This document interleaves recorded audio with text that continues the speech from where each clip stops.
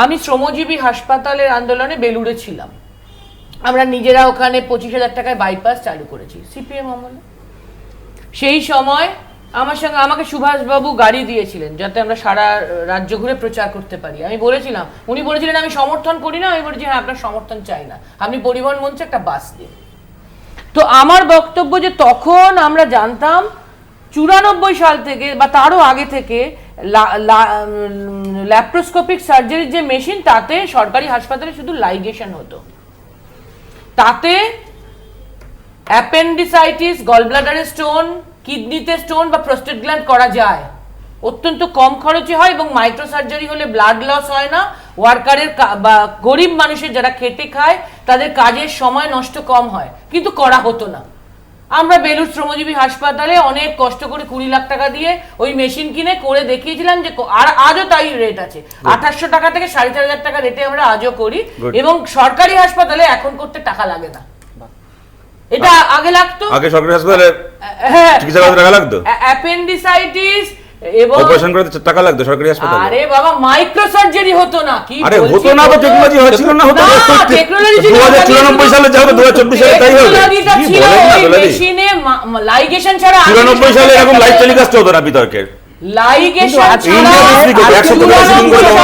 দালালদেরকে আগে টাকা দিতে হবে। ল্যাপ্রোস্কোপিক সার্জারির মেশিনে ভেরি গুড, ভালো বলেছে। দাবিটা কি? আমরা এই কারণে তো আপনারা সেটা পছন্দ করতাম, সেই আপনি এখন ধর্মঘটের বিরুদ্ধে চলে এবং গেছেন। সেই কারণেই মমতা ব্যানার্জি আলাদা, যে এখনকার সময় সেটা হয় বাইপাস। হ্যাঁ, উনি আবিষ্কার করলেন তো অবাক হয়ে গেছিলেন সুভাষবাবু, বলেছিলেন 1 লাখ টাকা লাগবে, লাগতো, এখন বিনা পয়সায় হয়, কারণ ফ্রি বেড। মানে বামফ্রন্ট সরকারের সময় হাসপাতালে বাইপাস সার্জারি পয়সা নিয়ে হতো, আপনি বলছেন। আরে এক সময় তো কল করলে কলে ইন করলে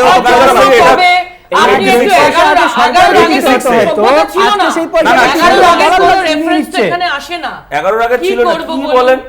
কি আপনার বক্তব্যটা কি? আপনার দল তো চলছে 11 আগে রেফারেন্স দিয়ে, আপনি নাম বললে হবে?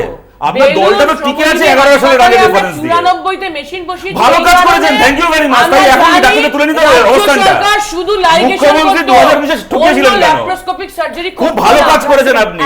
আপনাকে এবার এসএসকেএম এমএসসিপি করা হবে। আপনি বলুন না এখন ডাক্তারদের প্রতি আপনার বক্তব্যটা কি? আমি আক্রমণ করছি, আমি আন্তরিকভাবে প্রশংসা করছি। লোককে বিদ্রুপের প্রশ্ন আপনি বলুন, আপনার আজকে বক্তব্যটা কি? মুখ্যমন্ত্রী এর আগে ধর্ণা মঞ্চে গিয়ে প্রতিশ্রুতি দিয়ে সেটা পূরণ করেন, এটা কি সত্যি বলছেন না মিথ্যা বলছেন? এটা সত্যি না মিথ্যা? আমরা খুব খারাপ, আমরা হেরে গেছি, আপনারা খুব ভালো। তোমাদেরকে মানুষ 3% 3% ভোটে, থ্যাংক ইউ ভেরি মাচ। এবার বলুন যে মুখ্যমন্ত্রী ঠকিয়েছিলেন কি ঠকাননি? তারপরে ঠকালেন, তারপরে ভোট পেয়ে ঠকাচ্ছেন লোককে, তাহলে তো ওনাকে উত্তর দিতে হবে যে ভোট পাওয়ার পরে ঠকাচ্ছেন কেন? তাহলে মমতা বন্দ্যোপাধ্যায় ভোটে জেতার পরে লোককে ঠকাচ্ছেন কেন? আমরা হেরে গেছি, আমরা প্রতারিত। দুজনকে বিরত কোনো আলোচনার যুক্তি যদি এইরকম চলে আসে এই পর্যায়ে যে আমি এত আসন পেয়েছি আর কেউ অপোজিশন আসন পায়নি বা কম আসন পেয়েছে, মানে তোমার কথার কোনো যুক্তি নেই, তাহলে তো আমরা 240, তৃণমূল 29, আমাদের 10% আসন পেয়েছে, তার মানে আমি যদি 1 মিনিট বলি ইনি 6 সেকেন্ড বলবেন, এটা কি তাহলে কি আলোচনার টেবিলে আলোচনা হবে? সেটা তো কথা নয়। কথা হচ্ছে হলো যদি সরকারি হাসপাতাল না না না আমি না না আপনি বলছেন না যে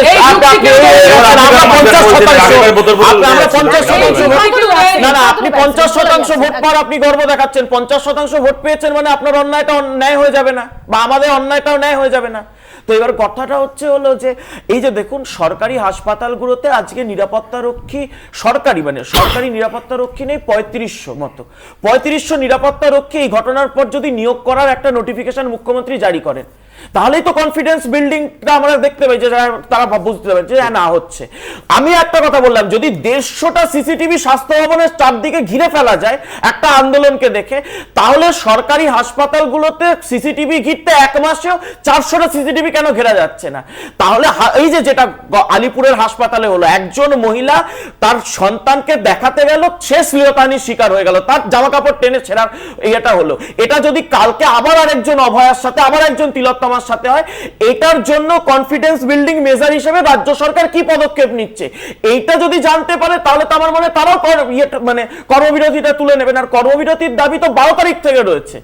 সিপি এইসব যা থাকুক 12 তারিখ থেকে মানে 12ই অগাস্ট থেকে তারা একটাই কথা বলছেন যে আমাদের নির্দিষ্ট পরিকাঠামোগত একটা নিরাপত্তা দিন, সুরক্ষা দিন। এইটার ক্ষেত্রে ওই মুখ্যমন্ত্রী গিয়ে বললেন না যে ধর্ণা মঞ্চে গেছেন, দোলাদি বারবার করে বলছেন আনপ্রেসিডেন্টেড, আমি ধর্ণা মঞ্চে তোমাদের দিদি হিসেবে এসেছি। আরে কার্তিক ব্যানার্জির দিদি হিসেবে আপনি গিয়ে ধর্ণা মঞ্চে কোনো সলভ করতে পারবেন না। আপনাকে মানুষ ভোট দিয়েছিল আপনি রাজ্যের মুখ্যমন্ত্রী হবেন বলে, স্বাস্থ্যমন্ত্রী, পুলিশ মন্ত্রী, সেই কাজটা পালন করুন। আপনি কার্তিক ব্যানার্জির দিদি, এটার জন্য তো কেউ আপনাকে ভোট দেয়নি। মুখ্যমন্ত্রী হিসেবে আপনাকে প্রশাসনিক সলিউশন খুঁজতে হবে। আপনার মর্মস্পর্শী ভাষণ শোনার জন্য আমরা বসে নেই। না তো মনে হয় না যে বিনীত গোয়েলের অপসারণ, অভিষেক গুপ্তার অপসারণ, ডিএমই ডিএইচএস এর অপসারণ, এগুলো সরকার না শুনছে না? এগুলো অপসারণ, এগুলো তো ট্রান্সফার করেছে। ধরুন আপনার যার ক্রিমিনাল নেগলিজেন্স, আমি 10 সেকেন্ডে বলে নিচ্ছি।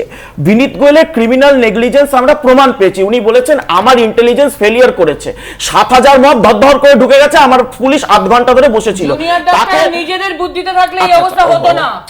আমি বলিনি আপনি বুদ্ধি থেকেই ওদের আমি রাত্রিবেলা জুনিয়র ডাক্তার আপনি এটা বলছেন আচ্ছা, অন ক্যামেরা, এই জায়গায়- আপনি এটা অন ক্যামেরা বলছেন তো 14 তারিখ রাত্রিবেলা যা ঘটেছে তার জন্য আপনি জুনিয়র ডাক্তার দায়ী করছেন।